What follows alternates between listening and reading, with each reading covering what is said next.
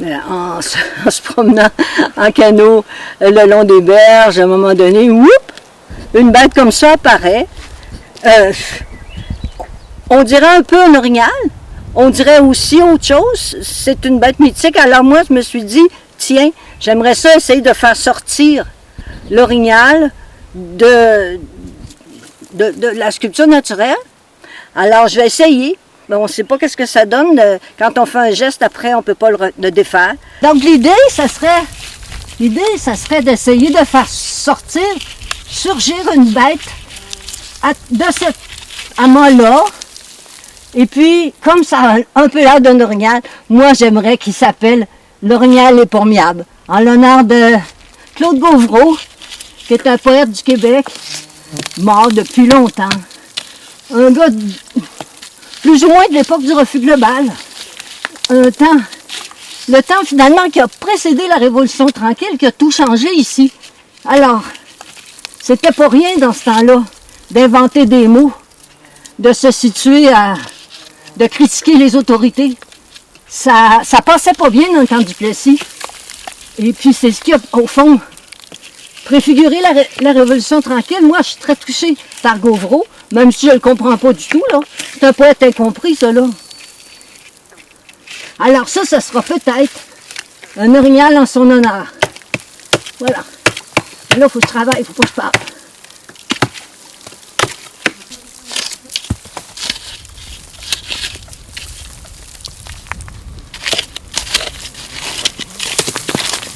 Oh là là! Parce que là, il faut pas que ça ait l'air d'une bouche, là. Hop là, une roche.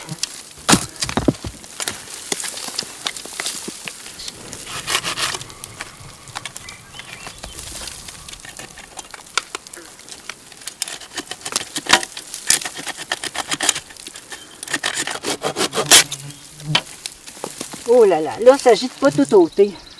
Non, mais c'est pas mal. Déjà, moi, le haut, je vois déjà plus l'orignal, avec le début du cou. OK.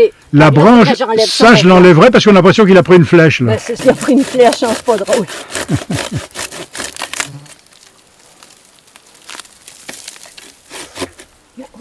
Plus cru. La pièce Le Charge de l'orignal éperméable a été écrite en 1956, mais elle n'a pas été jouée avant les années 70 et encore. En 70, il y a eu 2-3 représentations. Les spectateurs sont tous partis parce qu'ils ne comprenaient rien. Même les comédiens ont quitté la scène. Par contre, quelques années plus tard, en 2014, en 1974, elle a été montée au TNM. Et puis là, elle a rencontré quand même son public.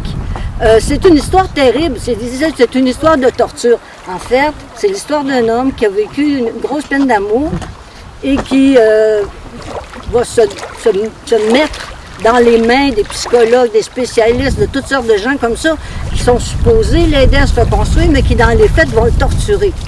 J'ai pas vu la pièce, certains disent que c'est une pièce sur la cruauté.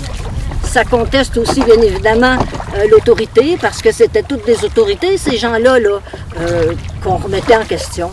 Et d'après moi, la charge de l'orignal éperméable, ça vient sans doute de la révolte de cet homme-là. Il faut dire que le poète en question, comme le vrai poète dans la vie, c'est un monsieur costaud. C'est François Papineau, je crois, qui jouait à l'époque, en 1974.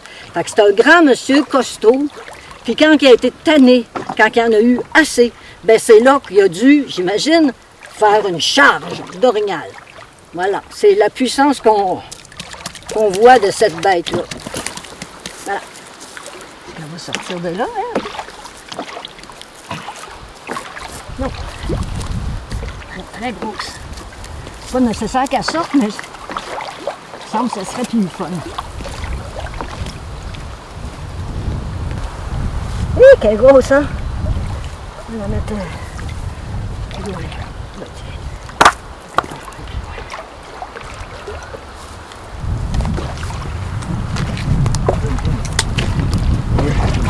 Là aussi, on voit vraiment l'orignal qui se lève sur ses pattes arrière. Ouais, il y a du mouvement. Ces 1000 pattes là, je fais attention. Ces 1000 pattes là, ça leur donne du mouvement. Ouais, ouais. S'il y en a trop, ça va se voir à l'usage. Ça dérange pas. Pour moi, ça ne dérange pas du tout non pas plus. du tout. C'est de la magie. Faut pas que ce soit un orignal trop traditionnel. Non, parce que ça ne marcherait pas.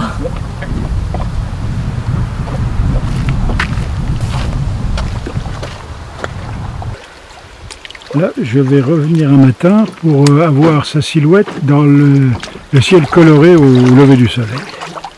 Ça va être quelque chose. Ça me fait plaisir que la bête finisse par ressembler à un orignal. Ça me fait penser à l'orignal éperméable de Beauvau. Dans les années qu'on appelle de la Grande Noirceur, ça veut dire 50, j'imagine, je n'étais pas née, en tout cas j'étais trop bébé pour le savoir, il y a des artistes qui ont commencé à contester et à remettre en question l'autorité, toutes les formes d'autorité. Et puis ils se sont retrouvés, une petite vingtaine à peu près, je ne sais pas trop, surtout des peintres, des poètes, des sculpteurs, des sculptrices. Et puis ils ont fait un manifeste qui s'appelait le manifeste du refus global. Ils venaient là contester toutes les autorités, tout ce qu'on était obligé de faire, la religion, la politique, tout ça. Ça a été une grosse affaire parce que ils ont été ostracisés, ils ont perdu leur travail.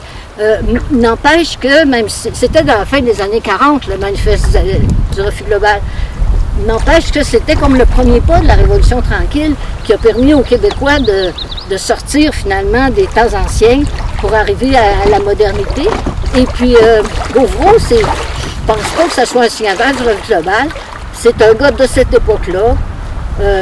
C'était ses amis. Et puis lui, c'est un poète automatiste, donc c'est très difficile pour les gens de comprendre la poésie automatique, même aujourd'hui. Donc c'était un poète incompris.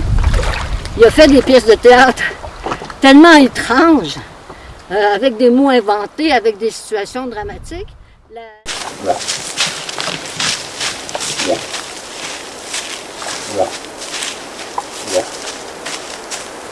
Yeah.